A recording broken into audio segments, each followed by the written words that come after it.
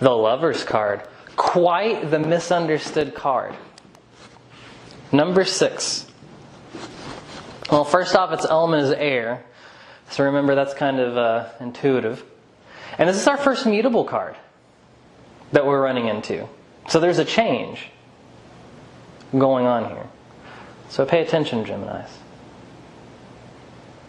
So this card is kind of counterintuitive.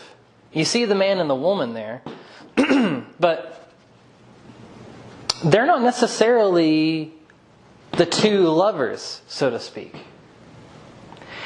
The angel at the top is sort of, the hands are pressing to the left and the right.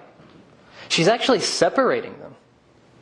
In fact, if you look up the description of this card, if you're doing a reading, this card isn't about combining anything. This is about crossroads, junctions, choices, decisions, termination of relationships, whether it be with a job, a person. So lovers is kind of an odd choice of words, isn't it? So what's going on here? Well, notice how the man is looking at the woman, but the woman is looking up at the angel. It's interesting, isn't it?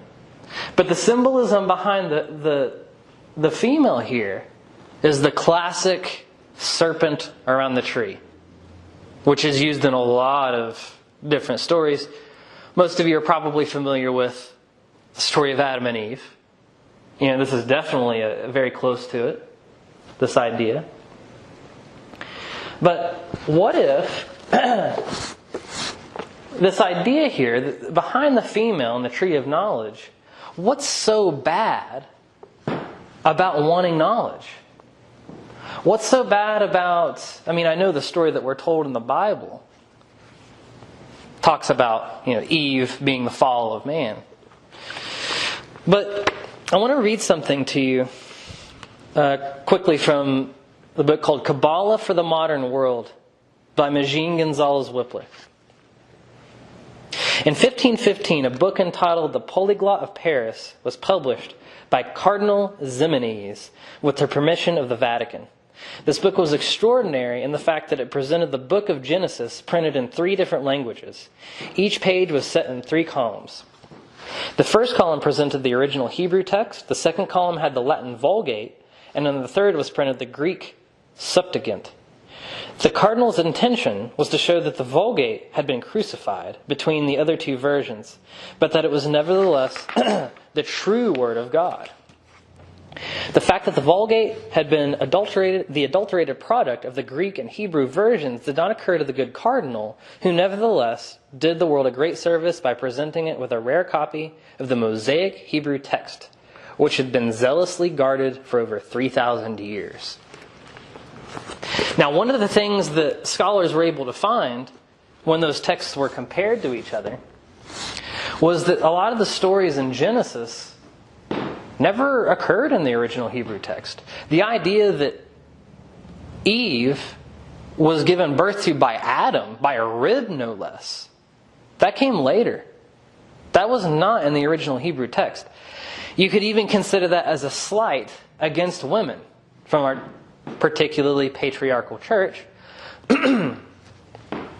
But if that's true, and there's a lot of, this is a whole other topic in and of itself. I'm not going to delve too far into it, but I'm just kind of stirring up creativity here, or the idea of to research on your own. But what if the female in this lover's card is looking to the angel of wisdom? Maybe this angel is the goddess of wisdom, Sophia, which is where we get the word philosophy. Philo means love of. Sophia is wisdom, the love of wisdom. And it was that same love of wisdom that drew Eve to the knowledge to begin with. It wasn't Adam. But if Eve has a falling out with wisdom, is Adam lost? If the female loses her quote-unquote female intuition, or the woman's intuition, would man not be lost? Notice the burning branches behind the man. And this is kind of indicative of that masculine fieriness, that the going out and doing something. The emperor was a fire. Aries, it's fire. But in that doing, you may lose touch with being who you are. And maybe this isn't just the relationship between the man and the woman, but rather the masculine and feminine qualities inside you. And if the feminine part of you is no longer looking towards wisdom, where you sit with it, you try and understand the cosmos and God and everything, your masculine side will be lost.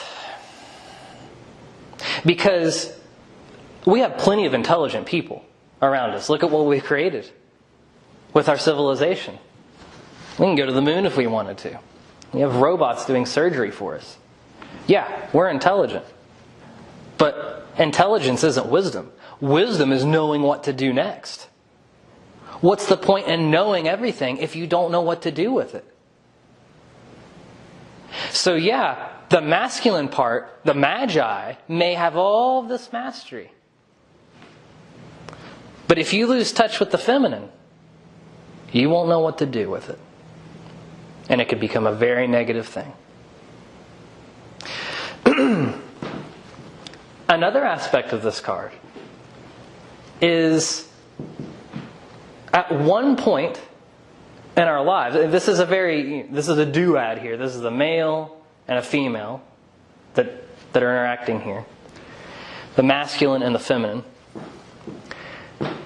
Regardless of who you are, eventually the question will come up. Why are you doing any of this? Remember, the masculine is going out and doing all of this stuff. The feminine is trying to get in touch with what to do next. But why? What's the point? And in fact, are you doing it because of some goal? Or are you doing it for the sake of doing it? Why does a dog chase a car? It knows it's not going to catch the car, but it chases it anyway, and it loves it. Are we lovers of the hunt? Is this what this card means? Going even deeper. Anytime that we choose to do anything, do we not negate doing other things? What is love? Here's the title of the card, The Lovers. Well, what is love? Put quite simply, love is energy. Yeah, no matter who you are, you have to decide what you're going to give your energy to. What do you love? Is it a goal? Is it a way of life? We talked about this in the first part about Maslow's hierarchy of needs, and how you may be working for something, trying to get more and more money, and you've already satisfied that need, and you don't even know why you're doing it anymore, and you feel empty inside, yet you're still giving it energy at the expense of taking care of yourself another way, satisfying other needs. What do you love? Remember, if you look at the meaning of this card, there's decisions, choices to be made. The fact that things are being pushed apart means that you have to. This will happen to all of us. We have to decide what we're doing and what we're going to give our love to, what we're going to give our energy to. It's ontological. This is a very philosophical card. It's a very mutable card. You can see why it's mutable now, because you have to make a choice. You're at a crossroads.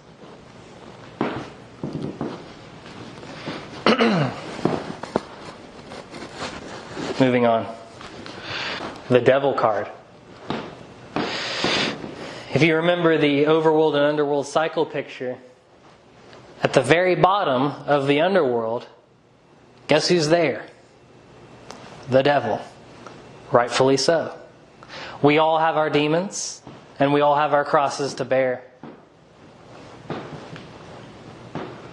It's an earth card. You might talk about Obviously, the negative sides of this are easily explained, and I'll get into some of the positive parts here in a little bit too. But notice the sign at the top of the devil's head. It's an upside down pentagram. Interesting. What does that mean? Well, a right side up pentagram is actually a very positive symbol. I know pentagrams are thought to be whatever. By the way, anecdotally, how many times does the Bible mention Satan? I've heard people say that the tarot is evil because it has the devil card in it. Yeah, the Bible mentions Satan I don't know how many times. The tarot mentions him once. And it's not because it's trying to be evil or exalting the devil. No, it's acknowledging the fact that we go through this. It's a part of life, the underworld cycle. But going back to the pentagram, where did the pentagram even come from? Well, it's actually a symbol that corresponds to Venus. Every time the Earth revolves around the Sun, Venus intersects the Earth and the Sun 5 times. It was actually a feminine symbol, a Venusian symbol, a Venus symbol. And it stood for hygiene. Actually, remember, beauty had a lot to do with Venus. It also has to do with being hygienic. So an upside down pentagram is the exact opposite. Toxic. And this is what we've been brought to. This toxic place. Using the example of the toxic relationship, the devil that we're dealing with. And it's important at this point to point out one of the main concepts in the mystical tradition. And that the idea is that God had an unconscious, just like we all do. And yes, God is perfect in everything that He is and that is conscious and known to God. There is all this beauty and order and perfection in that. But He wanted to know, or she wanted to know, what was going on in that unconscious. But there is another will in God. And this is considered the philosophical evil, not the same evil that we talk about today, but philosophical evil. There is the evil that said, why? We're fine the way we are. There's no point in risking anything. We're in paradise, in this perfection. And then there was another will of God that said, no. I want to know. But that didn't dispel that other will. It existed just as much as the other one did.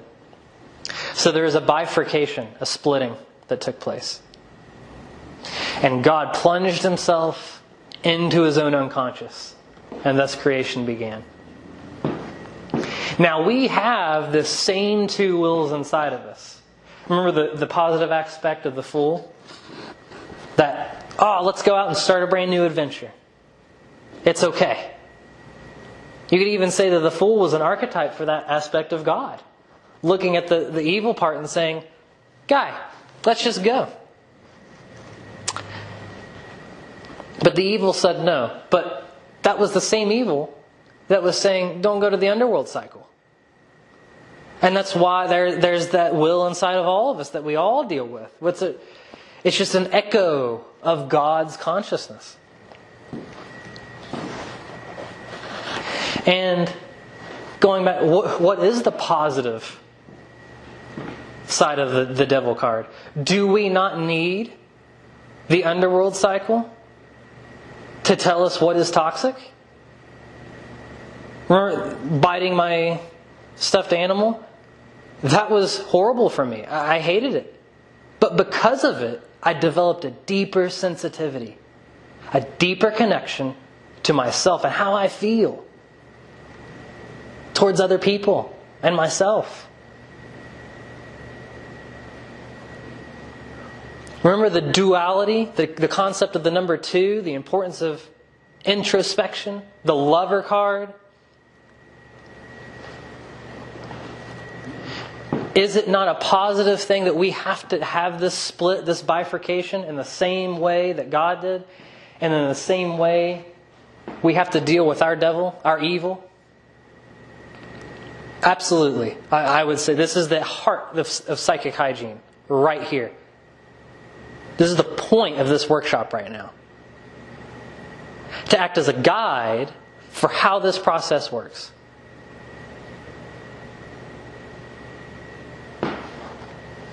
So yeah, hidden within all of us is a certain toxicity that we may be unconscious of. The same part of me that bit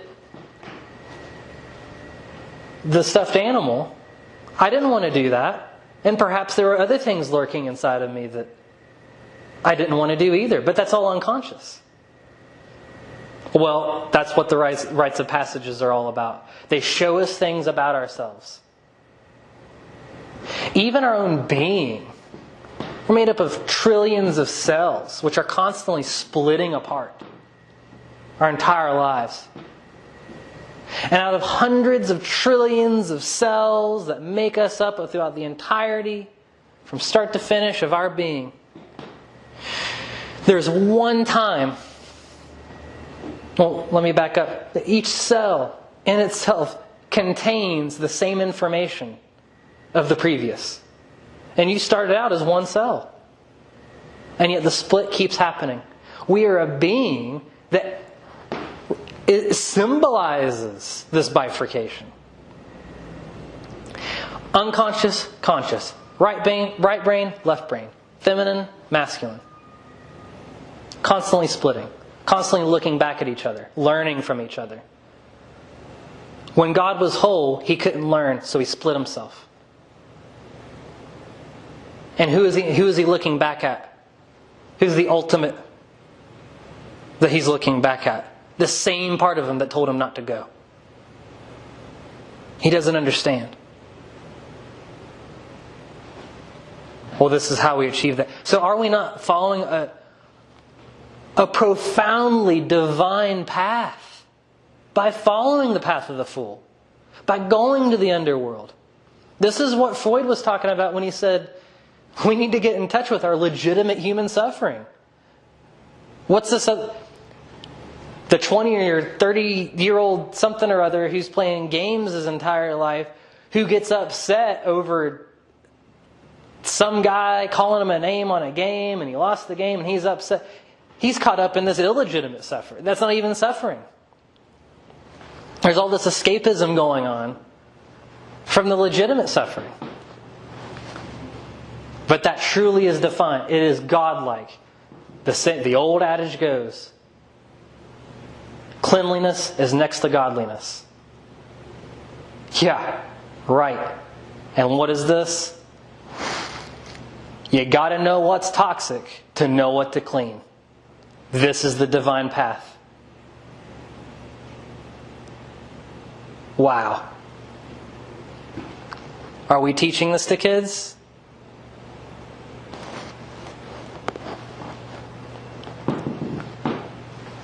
Notice the two, the male and the female, the two demons, they already have horns on their heads. Notice the chains wrapped around their necks. They're big enough that they can actually leave if they wanted to. Think of that toxic relationship. Can you not leave if you wanted to? Do you not have the freedom to just take the chain off and walk away? Of course you can. There's consequences of that, sure. Or if you're working at a job you don't like, can you leave? Absolutely. Nobody's keeping you there. Take the chain off. Well, this is also calling our attention to the concept of the master-slave dynamic. Notice the devil. He's holding this fire down.